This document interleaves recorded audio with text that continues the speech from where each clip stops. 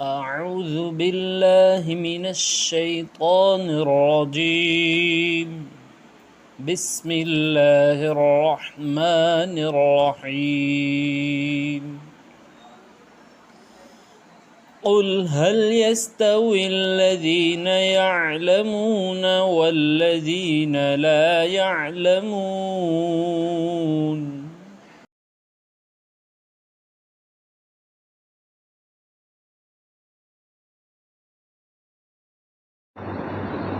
الحمد للہ کفا وسلام علی عباده الذین اصطفى اما بعد اعوذ باللہ من الشیطان الرجیم بسم اللہ الرحمن الرحیم الرحمن الرحیم۔ بات یہ چل رہی تھی کہ اللہ رب العزت والجلال نے اپنی صفت رحمت کی وجہ سے انبیاء کرام علیہم الصلوات والتسلیم کا سلسلہ جاری فرمایا، اور اخیر میں ہم سب کے آقا محمد الرسول اللہ صلی اللہ تعالی علیہ وسلم اس دنیا میں تشریف لائے، اور آپ نے اپنے قول و عمل کے ذریعے سے انسانوں کو یہ سمجھایا کہ میں جو طریقہ زندگی لے کر آیا ہوں، اللہ رب العزت نے اس طریقہ زندگی میں تمہارے لیے دنیا اور آخرت کی کامیابی عزت مقدر فرمائی ہے۔ گزشتہ مجلس میں قرآن مجید کی جو آیت تلاوت کی گئی تھی، اس میں اتباع سنت کے دو فوائد ذکر کیے گئے ہیں کہ حضور اکرم صلی اللہ علیہ وسلم جو سراپا رحمت بن کر تشریف لائے تھے، اگر کوئی بندہ مومن آپ کا اتباع اور آپ کی پیروی کرے گا تو ایک انعام تو اس کے لیے یہ ہوگا کہ اللہ اس کو اپنا محبوب اور مقرب بنا لیں گے، یحببکم اللہ۔ اور دوسرا انعام یہ بیان کیا گیا، وَيَغْفِرْ لَكُمْ ذُنُوبَكُمْ۔ اتباع سنت کی برکت سے اللہ رب العزت تمہارے اپنے گناہ معاف فرما دیں گے۔ ہمارے آقا محمد الرسول اللہ صلی اللہ تعالی علیہ وسلم نے بھی اتباع سنت کے فضائل ارشاد فرمائے ہیں۔ چنانچہ ایک روایت میں ہے، آقا صلی اللہ علیہ وسلم نے ارشاد فرمایا، من حفظ سنتی اکرمہ اللہ تعالی باربع خصال، المحبت فی قلوب البررہ، والہیبت فی قلوب الفجرہ، والسعۃ بالرزق، والثقۃ فی الدین، او کما قال صلی اللہ علیہ وسلم۔ حضرت فرماتے ہیں کہ جو میری سنت کی حفاظت کرے گا اور عقیدت اور محبت کے ساتھ میری سنت کو اختیار کرے گا، اللہ رب العزت اس کو 4 انعامات سے نوازیں گے۔ پہلا انعام یہ ارشاد فرمایا کہ نیک لوگوں کے دلوں میں اللہ اس کی محبت ڈال دیں گے۔ چنانچہ اللہ والے جنہوں نے حضور اکرم صلی اللہ علیہ وسلم کی مبارک سنتوں کی پیروی کی، بعض ان میں وہ ہیں جن کو ہم نے دیکھا بھی نہیں ہے، پھر بھی ان کی محبت سے ہمارے اپنے دل لبریز ہے، اور اتباع سنت کے نتیجے میں اللہ رب العزت کی طرف سے محبوبیت ملتی ہے، دلوں میں محبت پیدا ہوتی ہے۔ یہ پہلا انعام ہے۔ دوسرا انعام یہ ارشاد فرمایا، جو بد کردار اور بدمعاش قسم کے لوگ ہیں اللہ ان کے دلوں میں ہیبت اور رعب ڈال دیتا ہے۔ جو سنت کا پیروکار ہوگا، فاجر اور فاسق اور بدکار لوگوں کے دلوں میں اللہ تعالیٰ اس کی ہیبت اور اس کا رعب ڈال دیں گے۔ حضور اکرم صلی اللہ علیہ وسلم کو اللہ تعالیٰ نے جن امتیاز اور جن خصائص سے نوازا تھا، ان امتیازات میں سے ایک امتیاز اور ایک خصوصیت آپ کی یہ تھی، نصرت بالرعب مسیرت شہر، بخاری شریف کی روایت ہے۔ حضور اکرم صلی اللہ علیہ وسلم ارشاد فرماتے ہیں، میری مدد کی گئی رعب کے ذریعے سے 1 مہینے کی مسافت تک، یعنی میرا رعب اور میری ہیبت 1 مہینے کی مسافت تک جاتی ہے۔ شارح بخاری علامہ انور شاہ کشمیری نور اللہ مرقدہ فرماتے ہیں، یہ 1 مہینے کی جو تحدید فرمائی وہ اس لیے کہ اس زمانے میں حضور اکرم علیہ السلام کے دشمن اور اسلام کے دشمن 1 مہینے کی مسافت پر رہتے تھے، ورنہ حضور اکرم علیہ السلام کا رعب اور آپ کی ہیبت اس سے بھی زیادہ مسافت تک جاتی تھی۔ چنانچہ امت میں سے جو بھی حضور اکرم علیہ السلام سے محبت کرے گا اور آپ کی مبارک سنتوں کی پیروی کرے گا، اللہ اس کو بھی رعب اور ہیبت کا ایک حصہ عطا فرمائیں گے۔ بدکار لوگوں کے دل میں اللہ اس کی ہیبت ڈال دیں گے۔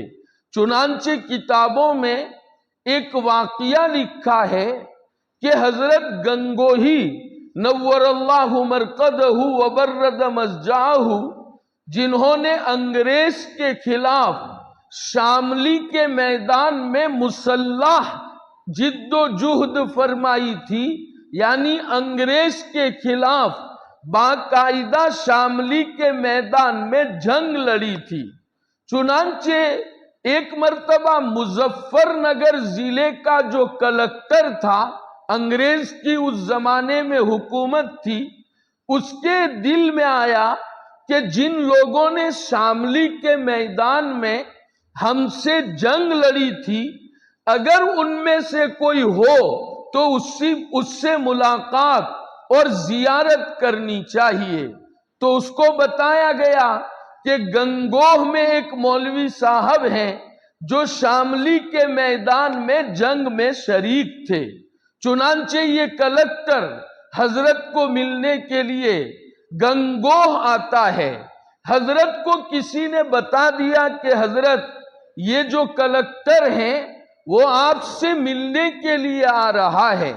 جب وہ قریب آیا، حضرت اپنے گھر میں تشریف لے گئے اور اندر سے دروازہ بند کر دیا۔ حضرت کی مجلس باہر لگتی تھی۔ جب پتا چلا کہ وہ آ رہا ہے، حضرت اندر تشریف لے گئے اور اندر سے دروازہ بند کر دیا۔ وہ کلکٹر آیا، تھوڑی دیر اس نے انتظار کیا، لیکن حضرت باہر نہیں نکلے تو وہ چلا گیا۔ اب دیکھیے، وہ آیا، کلکٹر ہیں، اتنا بڑا عہدہ ہے، لیکن اس کی یہ ہمت نہیں ہے کہ حضرت کا دروازہ کھٹکھٹائے یا کسی کے ذریعے سے حضرت کو باہر بلائے اور ملاقات کرے۔ یہ ایک رعب تھا، ایک ہیبت تھی حضرت کی اتباع سنت کے نتیجے میں اللہ نے اس کے دل میں ڈالی تھی۔ خیر وہ چلا گیا۔ دوسرے موقع سے وہ گنگوہ کے گرد و نواح میں اپنے کسی سرکاری کام کے لیے آیا تو کسی نے حضرت سے کہا کہ حضرت وہ کلکٹر آیا ہے جو اس موقع سے آپ کو ملنا چاہتا تھا، تھوڑا اس سے مل لیا جائے۔ حضرت نے فرمایا میں کیوں ملوں، مجھے اس سے کیا لینا دینا، مجھے تو اس کا کوئی کام نہیں ہے، ملنے کی کیا ضرورت ہے۔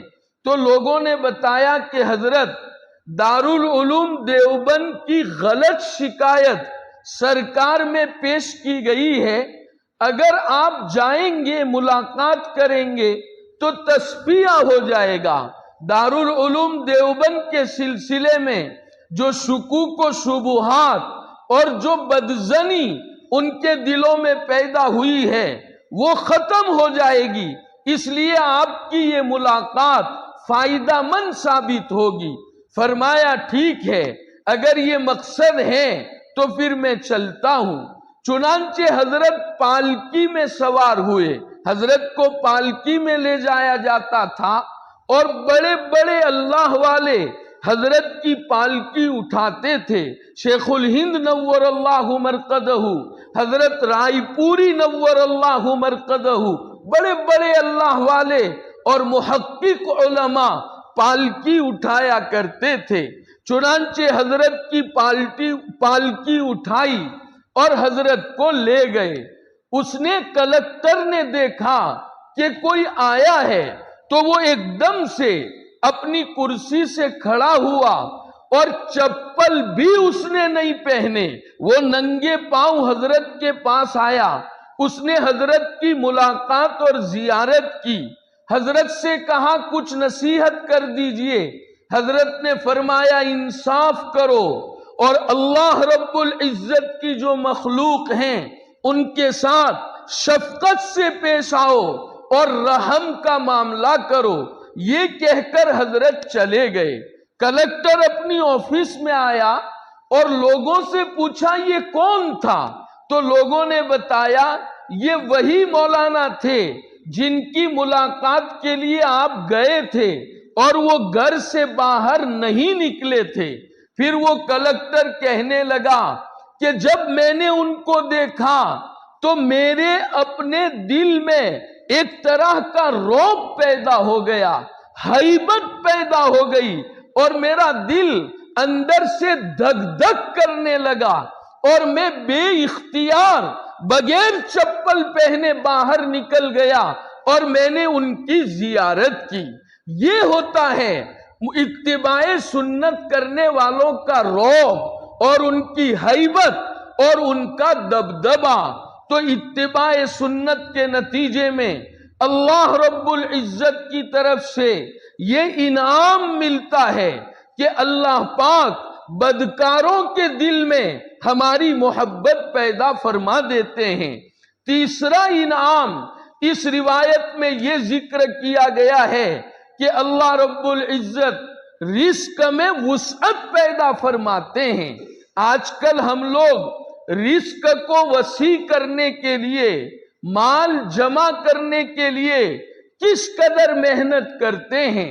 رات دن ہم دوڑے جا رہے ہیں، رات دن یہی فکر ہے کہ ہماری اپنی جائیداد میں، ہمارے اپنے مال اور رزق میں وسعت پیدا ہو جائے، جبکہ ہمارے آقا صلی اللہ علیہ وسلم فرماتے ہیں کہ اگر تم سنتوں کی پیروی کرو گے اللہ تمہیں رزق میں وسعت عطا کرے گا۔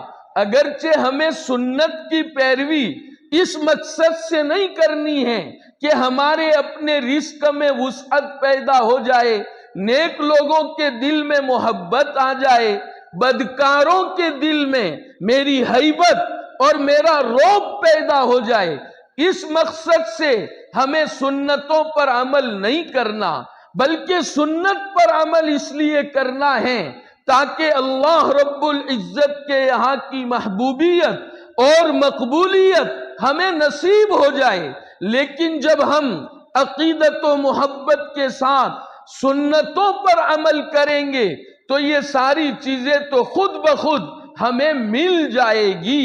چنانچہ ہم بھینس پالتے ہیں تو ہمارا مقصد گوبر نہیں ہوتا، ہمارا مقصد دودھ ہوتا ہے، پھر گوبر تو خود بخود مل جاتا ہے۔ تو یہ جو فوائد ارشاد کیے گئے ہیں ان فائدوں کو حاصل کرنے کے مقصد سے ہمیں سنتوں پر عمل نہیں کرنا چاہیے، بلکہ حضور اکرم صلی اللہ علیہ وسلم کے ساتھ محبت کی وجہ سے، آپ کے ساتھ عشق کی وجہ سے اور اللہ کو راضی اور خوش کرنے کے لیے ہمیں اتباع سنت کا اہتمام کرنا چاہیے۔ چوتھا انعام اس روایت میں یہ ذکر کیا گیا ہے کہ اللہ رب العزت اتباع سنت کی برکت سے دین پر ثابت قدمی نصیب فرمائیں گے۔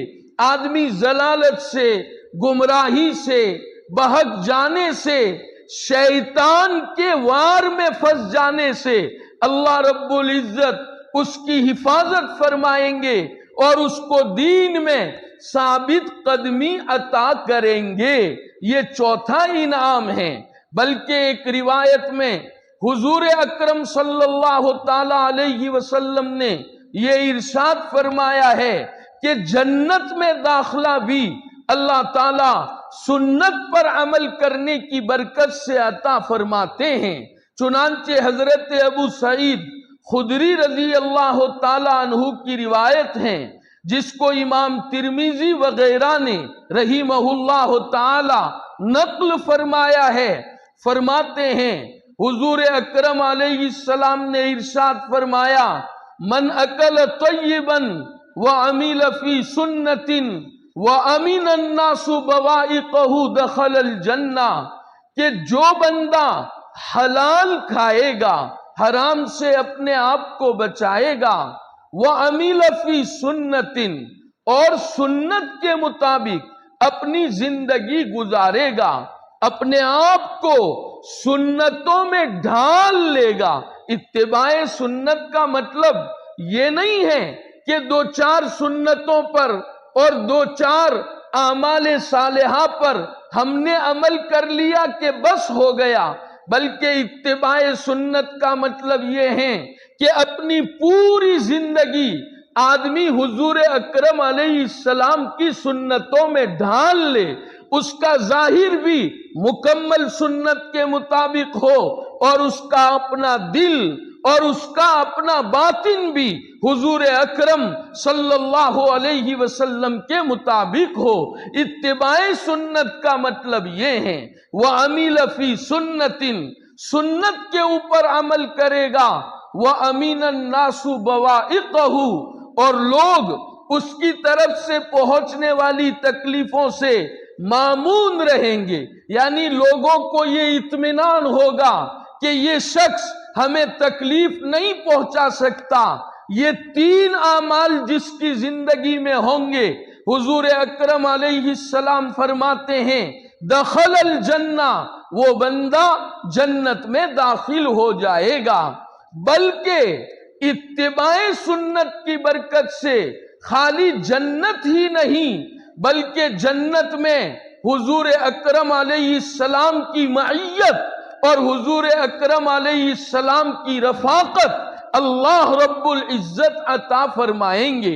حضرت انس ابن مالک رضی اللہ تعالی عنہ جو حضور اکرم علیہ السلام کے خادم تھے، 10 سال کی ان کی عمر تھی اور انہوں نے حضرت کی خدمت شروع فرمائی تھی۔ اصل میں ایک مرتبہ حضور اکرم علیہ السلام نے حضرت ابو طلحہ سے فرمایا رضی اللہ تعالی عنہ کہ ابو طلحہ اگر کوئی سمجھدار بچہ ہو، ہوشیار بچہ ہو، جس میں خدمت کا سلیقہ ہو تو وہ میرے لیے منتخب کر لو تاکہ وہ میرے گھر کے کام کاج کرے، باہر سے کوئی چیز لانا ہو تو وہ لے آئے اور اس طرح کی وہ خدمت کر لے۔ حضرت ابو طلحہ رضی اللہ تعالی عنہ حضرت انس کو جو 10 سال کی عمر کے تھے حضور اکرم علیہ السلام کی خدمت میں لائے اور فرمایا حضرت یہ بچہ آپ کی خدمت کرے گا۔ چنانچہ حضرت انس ابن مالک نے رضی اللہ تعالی عنہ 10 سال حضور اکرم علیہ السلام کی خدمت فرمائی۔ فرماتے ہیں حضور اکرم علیہ السلام نے کبھی مجھے اف تک نہیں فرمایا۔ کوئی کام مجھے سونپا تو آپ صلی اللہ تعالی علیہ وسلم نے یہ نہیں فرمایا کہ یہ کام اس طرح کیوں کیا اور یہ کام اس طرح کیوں نہیں کیا۔ اگر کوئی کام بگڑ جاتا تھا تو حضور اکرم علیہ السلام اللہ کی تقدیر پر راضی رہتے تھے کہ اللہ پاک نے مقدر میں یہی لکھا تھا اس لیے ہو گیا۔ اس کا یہ مطلب نہیں ہے کہ خادم اگر جان بوجھ کر کام بگاڑے تو اس کو تنبیہ نہیں کر سکتے۔ بعض خادم ایسے ہوتے ہیں جو جان بوجھ کر کام بگاڑتے ہیں، تو ایسے خدام کو تنبیہ کی جا سکتی ہے، لیکن حضرت انس رضی اللہ تعالی عنہ سے یہ امید قطعاً نہیں تھی کہ وہ جان بوجھ کر آپ کا کام بگاڑے۔ اس لیے کبھی بگڑ گیا تو آقا صلی اللہ علیہ وسلم نے کبھی غصہ نہیں فرمایا اور کبھی یہ نہیں فرمایا یہ کام تم نے اس طرح کیوں کیا یا اس طرح کیوں نہیں کیا۔ بہرحال انہوں نے حضرت کی خدمت فرمائی۔ ایک مرتبہ حضور اکرم علیہ السلام نے حضرت انس رضی اللہ تعالی عنہ سے نصیحت کرتے ہوئے فرمایا یا بنی ان استطعت ان تصبح وتمسی ولیس فی قلبک غش لأحد فافعل وذلك من سنتی ومن احب سنتی فقد احبنی ومن احبنی کان معی فی الجنہ او کما قال علیہ الصلاۃ والتسلیم۔ اے میرے پیارے بیٹے، بڑی والہانہ انداز میں بڑی محبت کے ساتھ نصیحت فرمائی، اے میرے پیارے بیٹے، اگر تو اس بات کی طاقت رکھتا ہو کہ تو صبح اور شام اس حالت میں کرے کہ تیرے دل میں کسی کے بارے میں کوئی کھوٹ نہ ہو، کوئی میل نہ ہو، کوئی بغض عداوت نفرت نہ ہو، تو ایسا کر۔ غشن یہ عربی زبان کا لفظ نصحن کے مقابلے میں استعمال ہوتا ہے۔ نصحن کے معنی خیر خواہی کے آتے ہیں، اچھا چاہنے کے آتے ہیں۔ بخاری شریف میں امام بخاری رحمہ اللہ نے ایمان کے شعبے بڑے تفصیل سے ارشاد فرمائے ہیں کتاب الایمان میں۔ اس میں ایک باب قائم فرمایا ہے الدین والنصیحہ، دین یہ خیر خواہی اور اچھا چاہنے کا نام ہے۔ ایک صحابی ہے حضرت جریر رضی اللہ تعالی عنہ، فرماتے ہیں بایعت رسول اللہ صلی اللہ علیہ وسلم علی اقام الصلاۃ و ایتاء الزکاۃ والنصح لکل مسلم۔ میں جب اسلام لایا اور حضور اکرم علیہ السلام کے ہاتھ میں ہاتھ دے کر جب میں نے معاہدہ کیا تو حضور نے فرمایا مجھ سے یہ عہد کرو ہمیشہ نماز قائم کرو گے، زکوٰۃ ادا کرو گے اور ہر مسلمان کی خیر خواہی کرو گے۔ مجھ سے عہد لیا تھا۔ چنانچہ حضرت جریر میں انتہائی درجہ خیر خواہی موجود تھی۔ روایت میں ان کا ایک واقعہ لکھا ہے کہ ایک مرتبہ انہوں نے اپنے خادم سے فرمایا میرے لیے گھوڑا خرید لاؤ۔ چنانچہ خادم بازار میں گیا اور حضرت جریر کے لیے 300 درہم میں گھوڑا خرید لیا۔ پھر جس سے خریدا تھا اس سے کہا چلو جریر کے پاس تمہیں سمن دلوا دیتے ہیں۔ چنانچہ وہ گھوڑا لے کر اور وہ گھوڑا جس کے ہاتھ سے خریدا تھا اس کو لے کر حضرت جریر کے پاس تشریف لائے۔ حضرت جریر سے فرمایا 300 میں یہ گھوڑا میں نے خرید لیا ہے، اور اس نے اپنی رضامندی سے 300 میں بیچ دیا ہے۔ حضرت جریر نے گھوڑا دیکھا اور فرمایا تیرا گھوڑا 300 کا نہیں ہے بلکہ 400 کا ہے، تو 400 درہم میں بیچے گا؟ وہ کیوں نہیں بیچے گا؟ 300 میں وہ بیچ ہی چکا تھا، 100 درہم تو اس کو زیادہ مل رہے ہیں، وہ کیوں نہیں بیچے گا؟ پھر فرمایا نہیں 400 کا بھی نہیں، 500 کا معلوم ہوتا ہے، پھر 600 کا، 700 کا، 700 یا 800 درہم دے کر وہ گھوڑا خریدا۔ کسی نے کہا کہ حضرت یہ آپ نے کیا کیا؟ وہ تو 300 میں بھی راضی تھا۔ فرمایا نہیں، میں نے حضور اکرم علیہ السلام سے یہ معاہدہ کیا تھا کہ میں ہر مسلمان کی خیر خواہی کروں گا، مجھے لگا اس کا یہ گھوڑا 300 کا نہیں ہے بلکہ زیادہ کا ہے، تو خیر خواہی میں نے اس سے زیادہ درہم دی۔ اللہ اکبر! صحابہ کرام رضوان اللہ علیہ مجمعین کو دین پر عمل کرنے کا کیا جذبہ اور کیا اہتمام تھا۔ بہرحال نصح کہتے ہیں خیر خواہی کو، اور غشن اس کے مقابلے میں ہے، اس کے معنی ہے بدخواہی اور نفرت۔ فرمایا اگر صبح شام تو اس طرح کر سکتا ہو کہ تیرے دل میں کسی کا کوئی میل نہ ہو۔ حضرت نے فرمایا اگر ایسا کر سکتا ہو تو کر۔ اشارہ فرمایا یہ کرنا آسان نہیں ہوگا۔ اللہ رب العزت اپنے جس بندے کو توفیق عطا فرماتے ہیں وہ بندہ اپنے دل کو صاف رکھتا ہے، اس کے دل میں میل نہیں ہوتا ہے۔ پھر آگے کیا فرمایا؟ یا بنی وذالک من سنتی، او میرے پیارے بیٹے یہ میری سنت میں سے ہیں۔ ومن احب سنتی فقد احبنی، جس نے میری سنت سے محبت کی اس نے مجھ سے محبت کی۔ ومن احبنی کان معی فی الجنہ، اور جو مجھ سے محبت کرے گا وہ جنت میں میرے ساتھ ہوگا۔ دیکھیے اتباع سنت کی برکت سے صرف جنت میں داخلہ ہی نہیں بلکہ جنت میں اللہ تعالی حضور اکرم علیہ السلام کی معیت اور رفاقت سے نوازے گا۔ تو اپنے دلوں کو صاف رکھنا یہ بھی حضور اکرم علیہ السلام کی بہت بڑی سنت ہے۔ اللہ کرے ہمیں دلوں کی صفائی کا اہتمام نصیب ہو جائے۔ مجھے ایک روایت یاد آ گئی، ایک مرتبہ حضرت کی مجلس لگی ہوئی تھی، ایک صحابی وضو کر کے مسجد میں تشریف لا رہے تھے، میرے آقا نے دیکھ کر فرمایا یہ جنتی ہے۔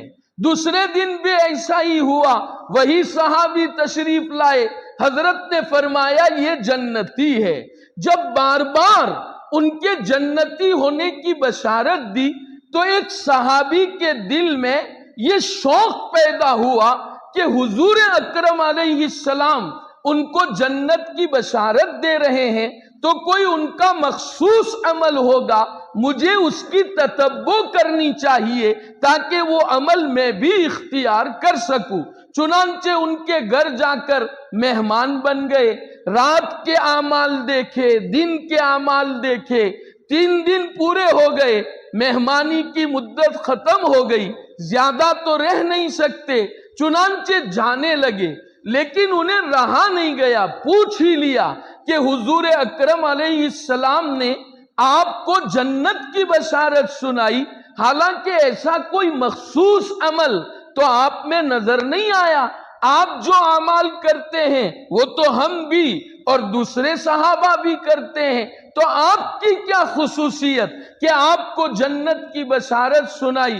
وہ صحابی فرمانے لگے مجھے تو کچھ پتہ نہیں ہے، ہاں البتہ اتنا ضرور ہے کہ جب میں رات کو سوتا ہوں تو میں اپنا دل تمام لوگوں کی طرف سے صاف کر کے سوتا ہوں، اس حال میں سوتا ہوں کہ میرے اپنے دل میں کسی کا کوئی میل اور کسی کا کوئی کھوٹ، کسی کے اوپر حسد، کینہ، عداوت، بغض، ان سے میرا اپنا دل میں خالی کر کے سوتا ہوں۔ کہا ہاں یہی عمل ہے جس پر نبی کریم صلی اللہ علیہ وسلم نے تمہیں جنت کی بشارت سنائی ہے۔ تو میرے بھائیوں، حضور اکرم علیہ السلام کی تمام سنتوں پر ہمیں عقیدت و محبت کے ساتھ عمل کرنا ہے، اور خاص طور سے ہمیں اپنے دل کو سنوارنے کا بہت زیادہ اہتمام کرنا ہے۔ میرے دل میں اگر کسی انسان اور مسلمان کی دشمنی ہے، اللہ تعالی سنتوں کے انوار سے میرے قلب کو منور نہیں کر سکتے۔ اللہ تعالی اپنی یاد سے میرے دل کو آباد نہیں فرمائیں گے۔ شریعت کے احکام کی عظمت میرے اپنے دل میں نہیں آئے گی، عبادات کی لذت سے ہم محروم رہیں گے۔ اس لیے کوشش یہ کرے کہ ہر ایک کے ساتھ ہمارا اپنا معاملہ خیر خواہی کا معاملہ ہو، کسی کے بارے میں کوئی حسد، بغض، کھوٹ ہمارے اپنے دل میں نہ ہو۔ حضور اکرم صلی اللہ علیہ وسلم نے اپنے صحابہ سے بھی یہ فرما رکھا تھا، تم کسی کی شکایت زیادہ تر میرے پاس نہ لایا کرو۔ کیوں؟ تاکہ کسی کے بارے میں کوئی کھوٹ میرے دل میں پیدا نہ ہو جائے۔ امام الانبیاء تھے، آپ کے جیسا مصفا قلب کس کا ہو سکتا ہے؟ پھر بھی یہ اہتمام فرماتے تھے، ہمیں اور زیادہ اہتمام کرنے کی ضرورت ہے۔ اللہ رب العزت حضور اکرم علیہ السلام سے کمال عشق ہمیں نصیب فرمائے، آپ صلی اللہ علیہ وسلم کی مبارک سنتوں سے محبت عطا فرمائے، اور اللہ نے اپنی صفت رحمت کا مظاہرہ فرما کر یہ جو نبی ہمیں عطا فرمائے ہیں، اللہ ان کی قدر و منزلت ہمارے اپنے دلوں میں پیدا فرمائے۔ آمین۔ وآخر دعوانا ان الحمدللہ رب العالمین۔ درود شریف۔ اللہم لک الحمد کلہ ولک الشکر کلہ وإلیک یرجع الامر کلہ۔ اللہم لا نحصی ثناء علیک انت کما اثنیت علی نفسک۔ اللہم صل وسلم وبارک علی سیدنا محمد وعلی محبیہ بعدد فضائل لا الہ الا اللہ۔ یا ارحم الراحمین ویا اکرم الاکرمین ویا ذا الجلال والاکرام ویا راحم المساکین۔ اے اللہ، ہم آپ کے بہت گنہگار، خطا کار، سیاہ کار بندے ہیں، اپنے فضل سے ہمارے اپنے گناہ معاف فرما دیجئے، ہماری اپنی خطاؤں سے درگزر فرما دیجئے۔ اے اللہ، ہم پر رحم و کرم کا معاملہ فرما دیجئے، پوری امت مسلمہ کی مغفرت فرما دیجئے، سب پر رحم و کرم کا معاملہ فرما دیجئے۔ اے اللہ، ہر چھوٹے بڑے گناہ کی نفرت ہمارے اپنے دل میں پیدا فرما دیجئے۔ اے اللہ، گناہوں سے پیچھا چھڑا دیجئے۔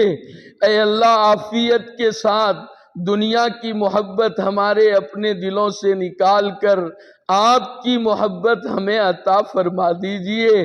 آپ کی یاد سے ہمارے قلوب کو آباد فرما دیجئے، آپ کے احکام کی عظمت نصیب فرما دیجئے۔